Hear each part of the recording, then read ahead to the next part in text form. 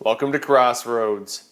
A huge Chinese scam network. These kinds have been calling in your phone constantly. Well, turns out this group was stealing billions from Americans. It was just taken down. Now, I'll be going into how they were using slave labor, extortion, beatings. There's even cases of crazy, organ trafficking, not with this one, but other ones. We'll be going into all of it. And also, speaking of Chinese scammers and the Chinese Communist Party, it turns out that hundreds of American universities have actually been working with the Chinese Communist Party, including the CCP's military. Your local university may be cooperating with the Chinese Communist Party's military. And look, on another topic, conservatives who support Trump, they were being spied on. So if you or someone you know was a Trump supporter as of 2020, there's a good chance you may have been spied on. A new report shows that Congress collected 30 million lines of phone data on MAGA supporters. And this was linked to their investigations into January 6th. Now, I'll be going to these topics a lot more today, so make sure to hit the like button, leave a comment, and subscribe to our channel. Now, first off, a huge Chinese spy network has just been taken down. This was transnational all over the world, including right here in the U.S., They were operating out of Cambodia, but that was just the headquarters. Now, this had been stealing billions of dollars from American victims while also using slaves, extortion, human trafficking, and beatings, not to the point of death, but almost as a form of control. The Treasury Department says this. It says today, the U.S. Department of Treasury's Office of Foreign Assets Control and Financial Crimes Enforcement Network, in close coordination with the United Kingdom's Foreign Commonwealth, the UK, and Development Office, took complementary actions, meaning they worked together, against criminal networks responsible for targeting citizens of the United States and other allied nations through online scams and the laundering of stolen funds. Anybody who's been getting these constant phone calls, scam calls from all corners of the world, you might have been targeted by these people. It notes that U.S. losses to online investment scams have steadily increased over the last several years, totaling over $16.6 billion. A U.S. government estimate indicated that Americans lost at least $10 billion to Southeast Asia-based scam operations in 2024, a 66% increase over the prior year, meaning it's increased quite a bit, with scams like those perpetrated by Prince Group TCO being particularly significant. And this is the group they just took down. It says Prince Group TCO profits from a litany of transnational crimes, including sextortion, a type of fraud involving the solicitation for eventual blackmail of sexually explicit material, often from minors. So they get your kid on social media, they call their phone, they text them, they find a way to get to your children. They then pretend to date your kids and, do these tactics they use, grooming them. Kid will send photos they shouldn't be sending. They then use those photos as blackmail. They blackmail children using these, allegedly, right? Also includes, it says, money laundering, various frauds and rackets, corruption, illegal online gambling, and the industrial-scale trafficking, torture, and extortion of enslaved workers in furtherance of the operation of at least 10 scam compounds in Cambodia. Now, important to note, most of the operatives with this, most people running it, they're Chinese, right? CCP title, I'll get into it. Even some evidence of ties to the United Front, meaning kind of like the Chinese Communist Party being involved. But they were doing this out of Cambodia. Important to note, Cambodia and Laos are so deeply infiltrated by the Chinese Communist Party that when the CCP wants to arrest people, like luring people who are critics of the CCP, they try to get them to go to Cambodia or Laos to arrest them. So deeply tied in with it. It notes that in these compounds, workers are often lured by the promise of well-paid jobs in customer service, tech support, and related fields, but are instead held against their will and made to scam people from around the world in so-called pig butchering and other fraud schemes. And what does that mean? What do they mean by pig butchering? It means you got to make the pig fat, and then you butcher it for what you want out of it. Basically, they groom people, and then once they're groomed, they start getting money out of them. That's what they call this. It says these schemes involve cultivating, meaning you're growing it, sometimes over the course of months, elaborate relationships with victims, gaining their trust and confidence, then inducing them to invest funds in fraudulent investment platforms ultimately controlled by the scammers. So you're having an online relationship, maybe someone texts you out of nowhere, an old friend, maybe an influencer. They actually make fake versions of influencer accounts. They've even done spoofs of my accounts. I've seen not this group, but other ones. It's very common. They get these fake influencer accounts. They reach out to people. Oh, I must have contacted you by accident. But, my name is so-and-so. We should be friends. Very common. They groom you into a fake relationship, and then once you're, talking to them often and you're enjoying their conversations, they then say, hey, I have a great offer. You're not going to believe this. You should invest some money in this company. I know it's going to take off. And they get people pouring their money into it, and they steal it. It says the butchering comes when the scammers go dark after taking every dollar they can from their victims. Some people clean out their entire investments, giving it to these groups. It says the takedown of this network also involved a larger network tied to Jinbei Group, which is a luxury hotel and casino company, Chinese, but it's also tied to, again, Chinese money, money laundering in New York even. Again, these are Chinese operations basically operating outside of China for the most part. Now, the House Select Committee on the CCP also said in a post on X that, quote, yesterday's U.S. Treasury action targets a massive cyber fraud network laundering billions. It says the CCP's, Chinese Communist Party's opaque financial system, enables schemes like this to thrive. It says the Select Committee on China urges the U.S. Treasury and our allies to keep following the money into CCP-linked enablers and shell firms. Now, I'd add to that, the Chinese Communist Party's banking system, the financial system, it is opaque, but only for people outside of China. If you're in the United States, you can't really audit it, you can't really investigate it. If you're in the UK, you can't really audit it, you can't really investigate it. The CCP will not cooperate. But inside China, everything is controlled. They have digital currency, they have other things like this. Not a single payment happens without the Chinese Communist Party taking notice. In other words, the CCP lets this happen.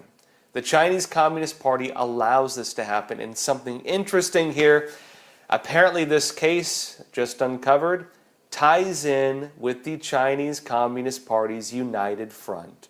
That's right. That big old CCP global spy network, the Bureau says this. It says, the latest U.S. Treasury sanctions explicitly connect Chen Zi to Wan Kuo-Kui, the notorious Macau triad boss, triads of the Chinese mafia, known as Broken Tooth. And it's that Wan heads the Modern Hongmen Association, which U.S. officials describe as directly linked to the Chinese Communist Party and the United Front Work Department. Again, the United Front has been a focus of my own investigations going back to 2008. A massive Chinese spy network operating heavily in the United States, operating all around the world, extorting people, blackmailing people, human trafficking, drug trafficking, compromising government officials, compromising business leaders, and relatively allowed to operate freely. Basically, nothing ever happens against them. They operate in the open in the United States. It says the sanctions also state that Prince Group worked with Rose Wong, a Palau-based organized crime facilitator who is the vice president of Palau's Overseas Chinese Federation, which may conduct unofficial diplomacy for China. Oftentimes, these Overseas Chinese Federation, Overseas Friendship Associations, China-America Friendship Association, all these things, those are oftentimes what you call tongs, T-O-N-G-S, and the Chinese Communist Party targets these organizations to basically work as the arms of the regime in other countries, which is how these things operate. And typically, the Chinese mafia will operate beneath them. They basically work out of the facilities of these tongs, which is how Chinese organized crime functions. It says here, though, in 2018, she introduced Wan Kuo-Kui to Palau's then president, while one was seeking casino licenses. Look at these intertwining connections, right? And it says that OFAC had already sanctioned Broken Tooth, the mob boss, the Chinese mob boss, in 2020 under Executive Order 13818 for spreading crime and corruption across Southeast Asia and Palau. By designated Rose Wong in connection with Prince Group's Palau schemes, the U.S. government effectively linked Chen Zi to Chinese state-aligned and United Front operations, of which both Wong and Broken Tooth are established associates. Meaning you have to tie a couple different things together. A lot of people are not making this connection, but that is a very big deal. This network through association does tie into the Chinese Communist Party. The United Front Work Department is an office of the Chinese government. Now, look, these are horrifying stories. Some of the operations have just terrible things. People are being sold into slavery. People are being kidnapped. There was a recent story, actually, where a woman actually sold her boyfriend into slavery to one of these gangs for not that much money. There was a horrifying story of a girl traveling from another country. A singer traveled to one of these countries. They trafficked her. They sex trafficked her. They enslaved her. And they eventually murdered her and harvested her organs. That was actually in Myanmar. They have issues like this. And so these gangs, they're not just robbing people, it's everything. Human trafficking, sex trafficking, drug trafficking, human organ trafficking, meaning they murder people for their organs. Because again, if it's tied in with the CCP, that's what the CCP also does. And look, it's not even just the pig butchering networks as they call them, it's also just smaller scams being done through like massive phone farms and other tools. Remember in New York and New Jersey, they just shut down a couple of these major facilities. You're talking like hundreds of fake phones, making calls, calling in SWAT teams on government officials, basically causing chaos in the United States. And, finally shut down after who knows how long. But among the more common scams involved, scammers tried to say victims owe money on things like highway tolls. And part of that network is also recently exposed. Maybe some of you experienced this. How many of you have gotten these emails or text messages, according to your local highway toll company, you owe $57. Many people get these. I've received emails like this. They're extremely common right now. And if you've received them, well, know that oftentimes it's a scam, but here's how it works. Wall Street Journal just said this: the U.S. is awash with scam text messages. Officials say it has become a billion-dollar, highly sophisticated business benefiting criminals in China. Why is the CCP always behind it? It says your highway toll payment is now past due. One text warns. You have U.S. Postal Service fees to pay. Uh-oh, another threatens. You owe the New York City Department of Finance for unpaid traffic violations. It says the text ploys to get unsuspecting victims to fork over their credit card details, and the gang behind the scams take advantage of this information to buy iPhones, gift cards, clothing, and cosmetics. It says criminal organizations operating out of China, again, which investigators blame for the toll and postage messages, have used them to make more than $1 billion over the last 3 years, according to the Department of Homeland Security. Why is it always China? Of course, some of these operate out of other countries. India has a huge problem with these scammers. Mexico has a huge problem with these scammers. But some of the biggest networks being exposed right now, Chinese networks. And again, these are real dirty ones, tied in with just about every crime under the books. Now look, speaking of Chinese Communist Party scammers trying to take advantage of Americans, getting into our institutions, well, it turns out hundreds of American universities are actually working with the Chinese Communist Party. Go and figure, including with the CCP's military. American universities are working with the Chinese Communist Party military. Let that sink in. Fox News said this: for many years, American and Chinese scholars worked shoulder to shoulder on cutting-edge technologies through open research, funded by you oftentimes, I may know, your tax dollars. It says, where findings are freely shared and accessible to all. But that openness, a long-standing practice celebrated for advancing knowledge, is raising alarms among some U.S. lawmakers. Further in, it says, the House committee released 3 reports in September alone. They targeted, respectively, Pentagon-funded research involving military-linked Chinese scholars, meaning Pentagon-funded. Who pays for the Pentagon? Your tax dollars. They're stealing military research you are paying for and bringing it back to China. This also includes, it says, joint U.S.-China institutes that train STEM talent for China. I think they call this building the noose to hang yourself. And it says, and also visa policies that have brought military-linked Chinese students to PhD programs at American universities. Paid for oftentimes their tax dollars as we fund all these universities through the federal government. Now it says this, the reports recommend more legislation to protect U.S. research, tighter visa policies to vet Chinese students and scholars, and an end to academic partnerships that could be exploited to boost this whole thing, right? To boost China's military powers. It says more than 500 U.S. universities and institutes have collaborated with Chinese military researchers in recent years, 500 universities, helping Beijing develop advanced technologies with military applications such as anti-jamming communications and hypersonic vehicles, according to a report by private U.S. intelligence group Strider Technologies. So if you're wondering, well, geez, where did China build all this technology? How did they get these advanced weapons? Where did those wonderful, incredible weapons come from? Why don't we have them? The simple answer is you helped them build it. You paid for it. The government gave them the money. It went to the universities, and the universities, well, they handed it off to China by bringing in all these Chinese researchers and working with the Chinese military.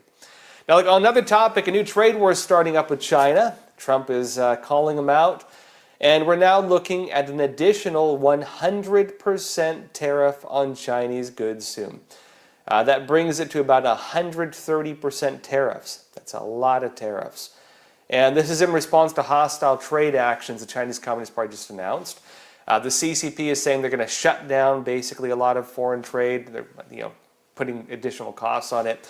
They're going to shut down the availability of some rare earth minerals to the United States. And they're going very aggressive on it. Trump says he's not going to have it. And now what's happening? Well, countries are having to decide, are they with America or are they with the Chinese Communist Party? Are they U.S. aligned or are they CCP aligned? And it's becoming now, they can choose one, but they can't choose both. And many are choosing to follow the United States in this new trade war. In a recent speech, Treasury Secretary Scott Bessent described this growing battle as, quote, China versus the world. Watch this. As the president said, we want to help China, not hurt it. If some in the Chinese government want to slow down the global economy through disappointing actions and through economic coercion, the Chinese economy will be hurt the most. And make no mistake, this is China versus the world. They have put these unacceptable export controls on the entire world. China is a command and control economy, and we and our allies will neither be commanded nor controlled. China versus the world. I would actually say it's been like this for a long time. For many years now, the world has been having to choose between, do you want to align with the Chinese Communist Party or the USA? The issue for a long time, though, is that you've been allowed to take advantage of America while making deals with the CCP that were not really, that great, but people wanted access to the Chinese market. For decades now, many countries have allowed the United States to fund their military, to bankroll their social, free healthcare programs, to pay for their food. We let them tariff us. We let them put additional costs on Americans. And Americans have basically been shouldering the cost of just about the entire world through bad trade deals, trading at a loss, subsidizing them, giving them grants, all kinds of money for who knows why. But a lot of that's now coming to an end.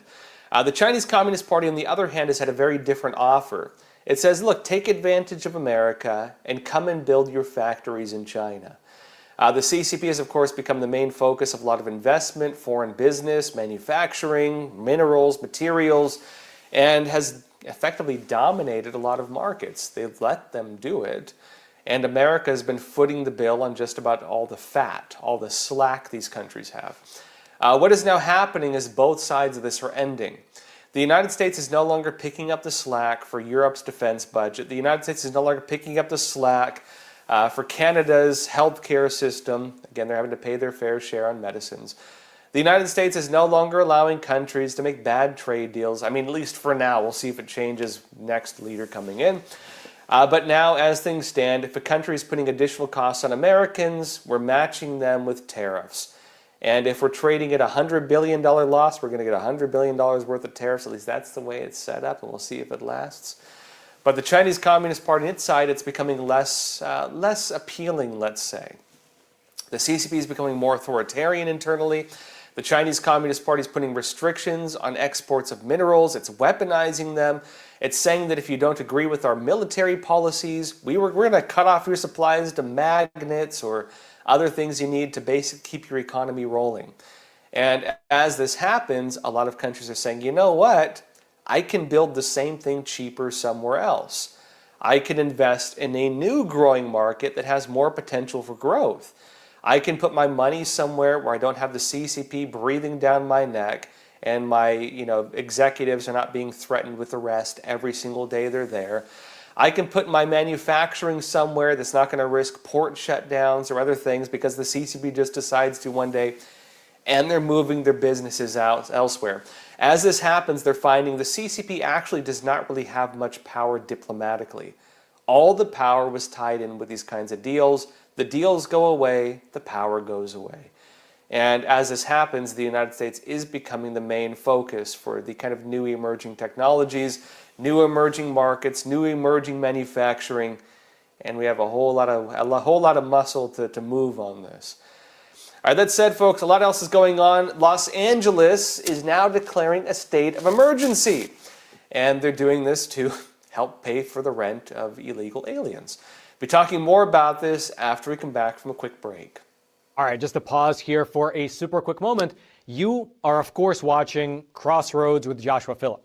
I'm just here to share a message about American Hartford Gold, my own personal gold and silver bullion dealer. Now, obviously, the recent tariffs have made the markets super turbulent and volatile. With every new piece of tariff news, the markets seem to either crash up or crash down. And of course, it's worth mentioning that these conditions don't only affect Wall Street. They affect all of us through our investments and our retirement accounts. That's why I'd like to introduce you to a company that I trust and I myself use to secure my own savings, American Hartford Gold. They specialize in helping Americans move our assets into something tangible, into something you can actually hold, which is physical gold and physical silver, two precious metals that act as a hedge against all those decisions being made in Washington, D.C. They have an A+ rating with the Better Business Bureau. They have thousands of 5-star reviews, and they make the whole buying process super simple. Your metals can be shipped directly to your door, or you can transfer your current retirement account to a tax-advantaged gold IRA. And the best part is that right now, American Hartford Gold is offering an exclusive offer. When you call them today and you mention the name Joshua, you could receive up to $15,000 in free silver with your initial investment. Take advantage of their special offer. You can either just call them at 877-260-2764 or text Joshua to 65532. All their information will also be down in the description box below. And now, back to Crossroads. Welcome back. Now, how many of you woke up this morning and said, gee, I wish my tax dollars could help support all these poor illegal immigrants. I wish I could pay their rent. I know they can't afford to pay for their homes. If only my tax dollars could be used to pay for their homes so they can continue staying here. Well, good news for you.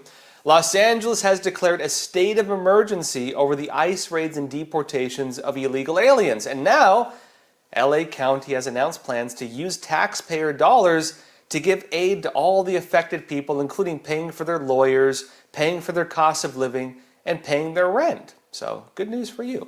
ABC News says this: Los Angeles County officials voted on Tuesday to declare a state of emergency over ongoing federal immigration raids. The proclamation gives the county the power to assist residents they say have been impacted financially by immigration and customs enforcement action, ICE. It says further in, Los Angeles County is home to over 3 million immigrants. Are those immigrants or illegal aliens? You have to guess. It says, according to supervisors who said the ICE raids have caused widespread fear. Why would immigrants be afraid of ICE? Good question. And led to decreased attendance at workplaces, disruption of local economies, and strain on critical services such as schools, hospitals, and places of worship. And it says this, rent relief for tenants who have fallen behind as a result of the ICE raids and money for legal aid and other services are among the provisions in the declaration. In other words, paying for their lawyers, paying the cost of their homes, you're going to be paying their rent, and paying for whatever other costs they decide. It says the vote on Tuesday allows county supervisors to mobilize resources, request state and federal financial assistance to respond to the impacts of the raids, and expedite contracting to address the crisis. So if you're wondering, well, when are they going to build back, from the Palisades fire? What about all those affected Americans? What about rebuilding Hollywood? Well, good news. They're not going to do that, at least not yet. They're going to give the money to illegal aliens. Now, on another topic, conservatives who support Trump were being spied on. A new report shows that Congress collected 30 million lines of phone data on MAGA supporters linked to the investigations into January 6th. And they might have done this illegally. Just the News says this. Congressional investigators collected a stunning 30 million lines of phone data mapping contracts between conservatives and the Trump White House in the name of investigating the January 6th Capitol breach. A massive dragnet that raised civil liberty concerns about the lack of limits on the ability of lawmakers to snoop on Americans' private phone calls. We used to have the Constitution protecting us from illegal searches and seizures. Was this justified or legal? Well, we may find out soon.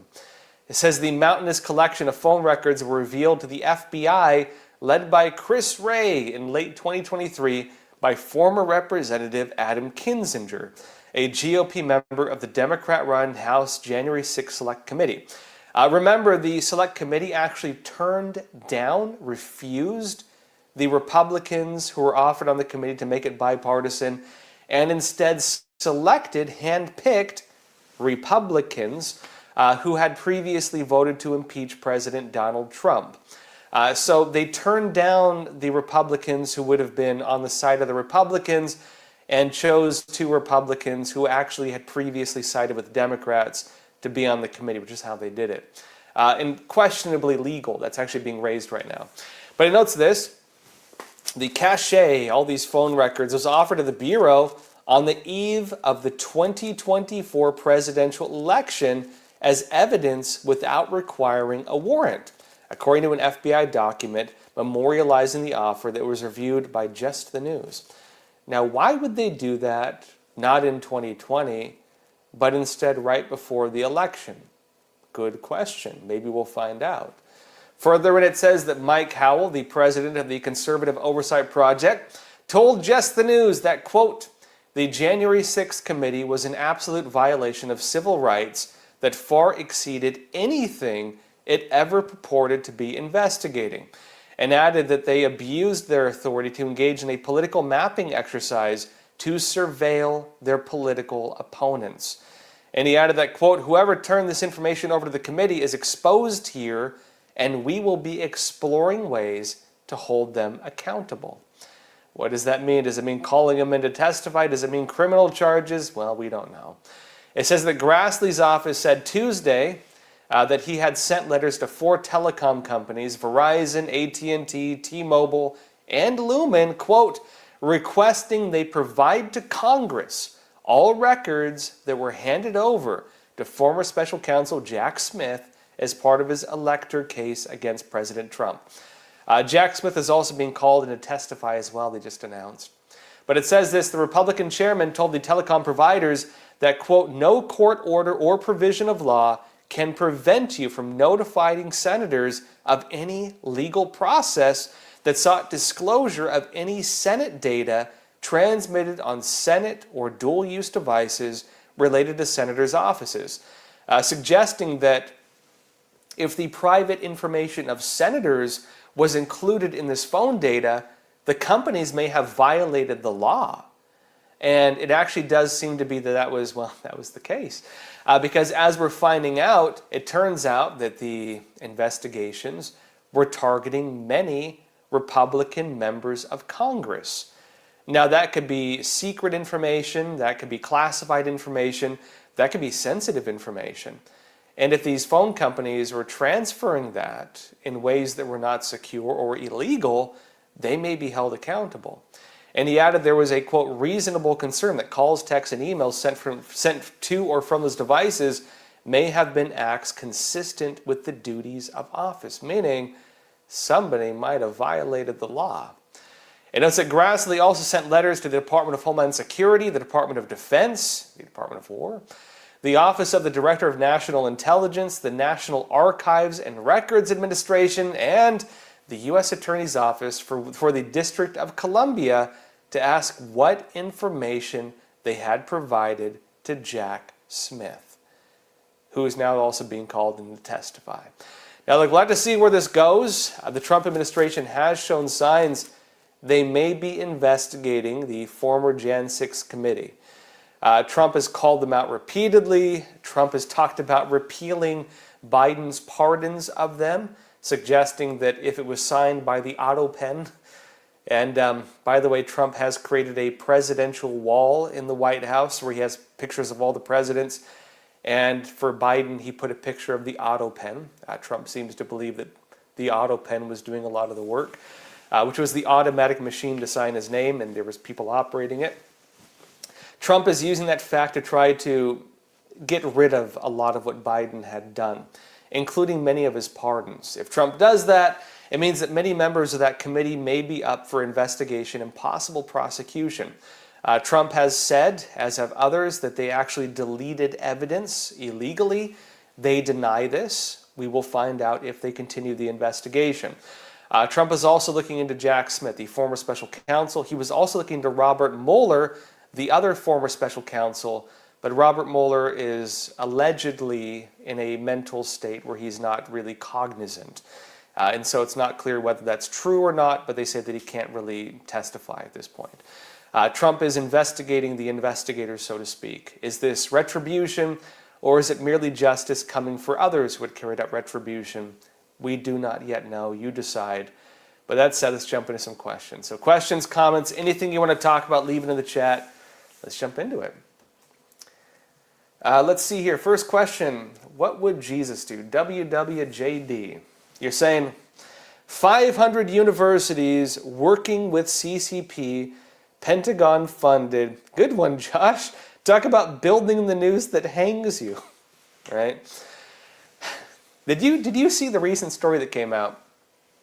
The Chinese Communist Party calls Harvard University their Communist Party school because so many Chinese Communist Party officials send their kids there. It's kind of ironic, actually. A lot of CCP officials, their kids are not studying at Chinese universities. Oftentimes, their kids are studying in American universities. Now, this is something I am a bit critical on. You know, Trump was talking about cutting a lot of this off, basically saying that these universities are too deeply intertwined with China, money from China, you know, ties to China. And then Trump came out and just announced that we're going to be accepting, what, like 200,000 Chinese into American universities. The problem is, you know, while we take out loans for our kids, these officials have their kids come here and they pay in cash. And a lot of universities, they've become dependent on money from China. Now, in my personal opinion, if the market cannot sustain itself without doing things that are unethical or dangerous to the United States, let the ones that should fail, fail. Let the market correct itself and show them where the door is. I don't think America should be allowing this because obviously it is allowing American-funded research programs to fall in the hands of the Chinese Communist Party. They're stealing our research. How is it that we're paying for weapons research and we're basically researching it so the Chinese Communist Party can steal it? Why are we doing this? How is it that we're doing research that should be benefiting the future of our country And we're letting the CCP send spies to our universities so they can participate in the studies and then bring it back to China. That is the very definition of building the noose to hang yourself. It's insane. And I would note too, the big thing they need to investigate, the Chinese student and scholar associations. If anybody watching the show has the ability to contact your local legislature, if anybody watching the show has, maybe is a lawmaker yourself, the Chinese Student and Scholar Associations, the CSSAs, are the biggest threat to American universities. These are organizations openly funded by the Chinese Communist Party. They are funded by and operated through the Chinese consulates, and the Chinese Communist Party has a branch of its government that facilitates the operations. These also tie into the United Front. It's not just students and scholars, meaning faculty at the universities. It's also members of the Chinese community. That's the United Front. They're not talking about like dissidents, right? They carry out acts of suppression of Chinese critics of the Chinese Communist Party. If a Chinese student comes to the US and gets involved in a democracy movement, this group spies on them and then punishes them and their family. These are the organizations that plant students as researchers. These are organizations that tie in with compromised people at universities. Not even just Chinese professors, but even people who are American professors who are working for the Chinese Communist Party, and there's a lot of them taking money under the table, having speaker fees in China, that kind of thing.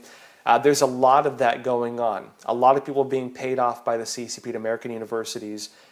And also the worst part of it, the CCP uses the Chinese Student and Scholar Associations to groom students to become spies in the American system. They will try to grow their careers and plant them into government agencies. They'll plant them into local political organizations. They'll plant them in businesses. They groom them, plant them, then use them. The CSSAs, Chinese Student and Scholar Associations, are one of the greatest national security threats to the United States, and almost nobody is talking about them. They need to be exposed. They really need to be exposed. And they are active at almost every major American university. Not only are they active at almost every major American university, but for the most part, they also force Chinese students to enroll. They're involuntarily enrolled when they come here, meaning because of these networks, every Chinese student visiting the United States is a national security threat. If you want to resolve that, resolve the CSSAs. That's the easiest way to fix it. My personal advice to anyone capable of doing something on this. California gal, you're saying, I don't think Americans helping the rest of the world has been good for both us and them. I agree with you. You're saying it has created an unhealthy dependence and not allowed other countries to thrive on their own. Yeah, I've actually talked to some people on this. I'll give you one example of it. So, the basic point you're making is that the American support, and over-support in some cases, has created a type of dependency in other countries that has made them not pick up the slack, that has made them, lazy, or create systems that are not sustainable. They become dependent on us. I don't believe that having someone dependent on you is responsible. I'll give you a few examples of this.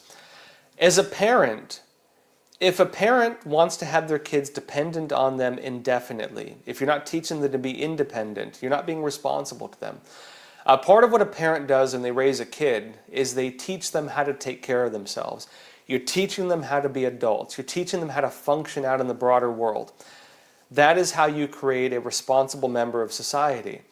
If you want them to be dependent on you indefinitely, it means you want to control them. You don't want them flying off. You don't want them being their own people. You don't want them, leaving because, you love them so much. I'm dealing with the same thing that my daughter's almost 16 years old, right?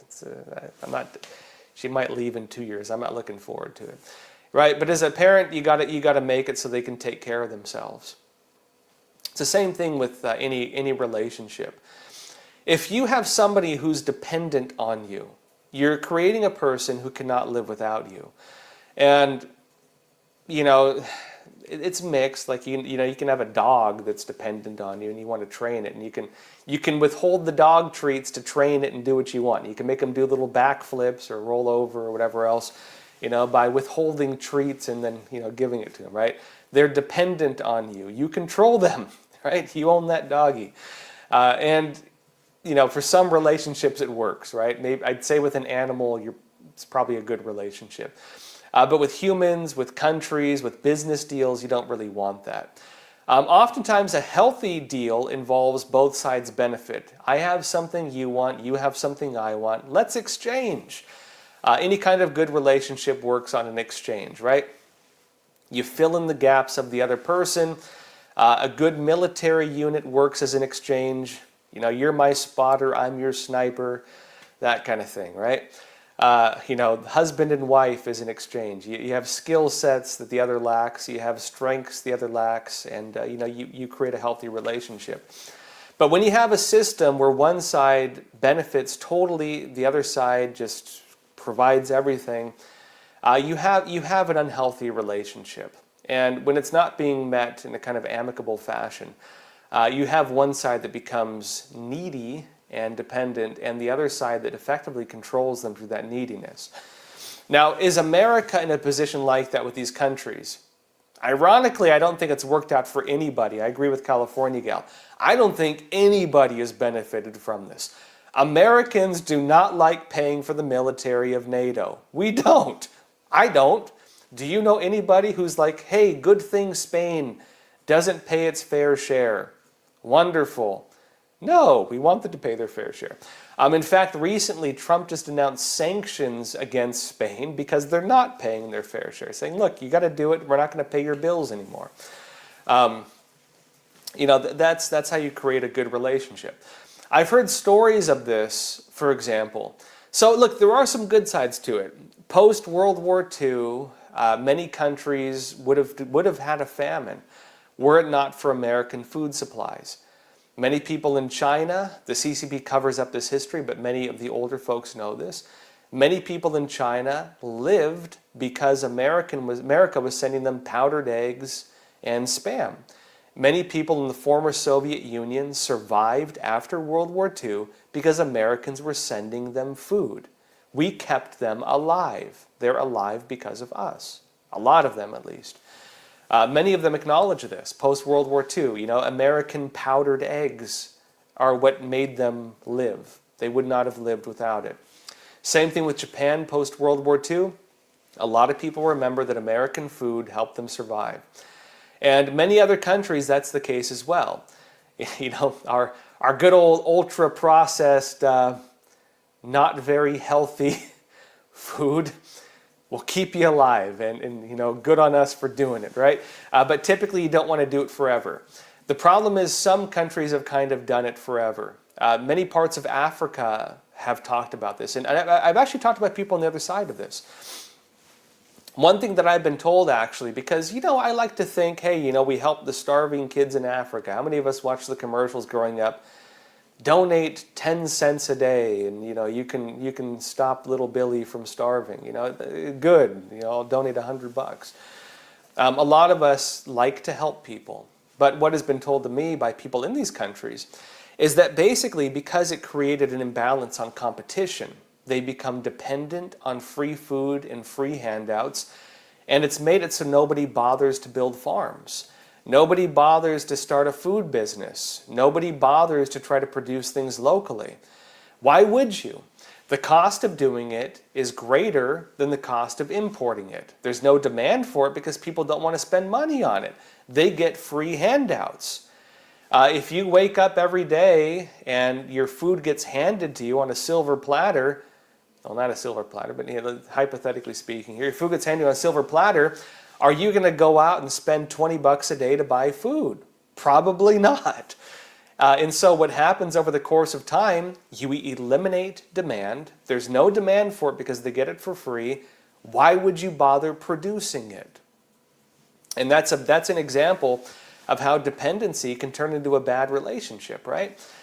They have stopped creating the elements of independence because they don't need it. because of dependence.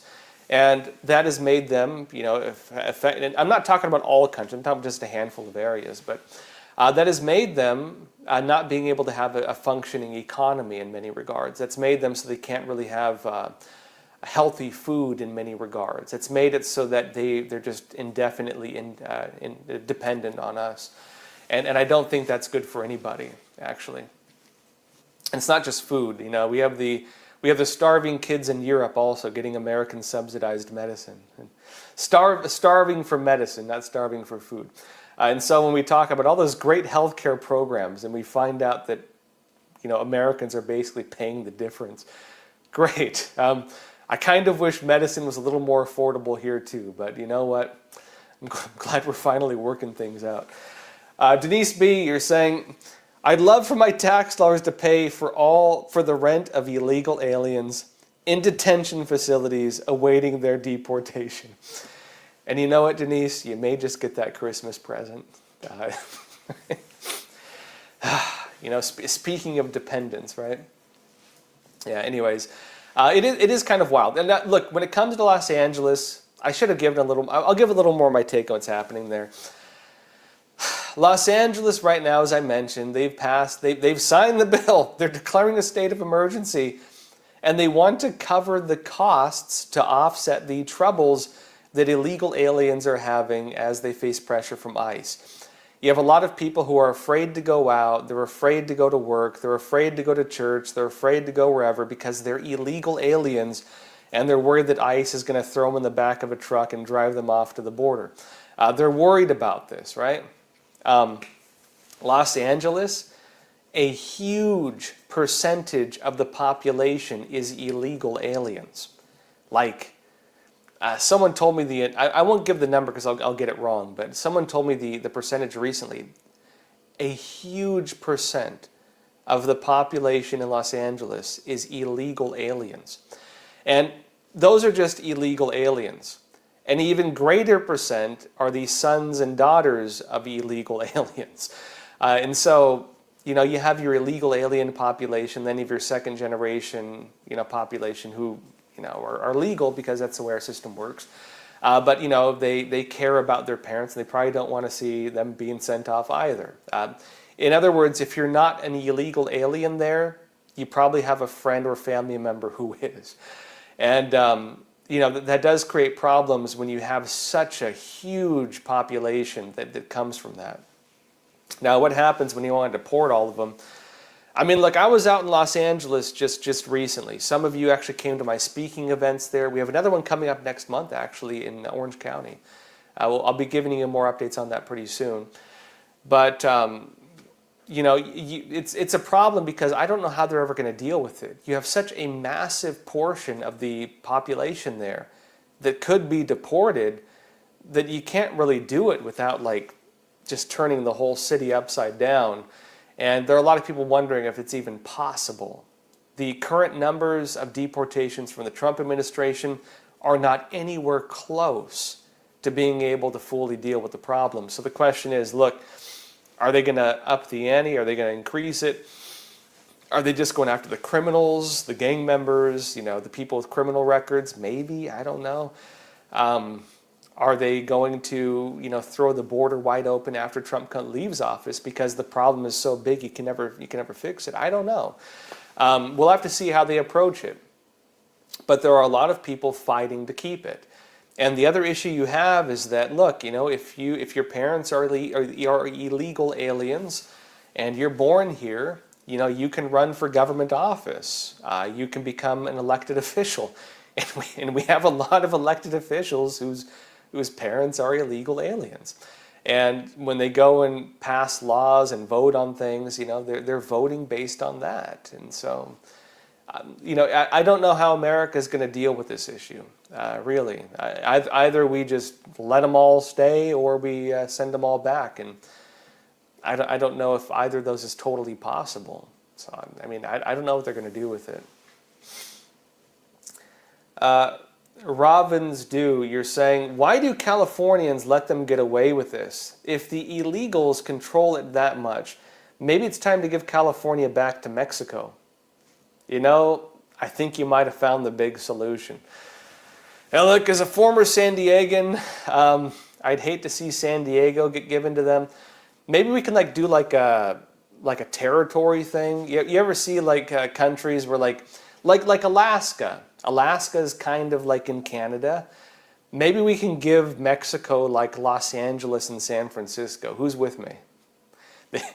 We give them LA, right? How about we just give them LA? I'd be okay with that. What do y'all think? Should we give Los Angeles to Mexico, and we could just finally put an end to this? Maybe we'll give them like a little straight. I don't know how we'd do it. What do y'all think? Should we give Los Angeles to Mexico? Would that solve the problem? Let me know in the chat. Let's see, another question. TMA, you're saying they ought to require them to take a Chinese history class at universities. They really should. Actually, that would be a great way to deal with this. All right, let me paint the picture. If you grew up in China, you've been taught fake history. You've been taught the Chinese Communist Party saved the Chinese people from their backwards past. You've been taught that the Chinese people were, living in medieval fiefdoms and constantly at war with each other, and that the foreign countries were always attacking poor old China, and that the great CCP saved them from it. That's the history they're taught. They're not taught about the Great Leap Forward. They're not taught about the Cultural Revolution. They're not taught about the great things ancient China had. Do you know that China was so wealthy at many points that there was nothing they could even trade with other countries that they wanted? There was nothing they needed.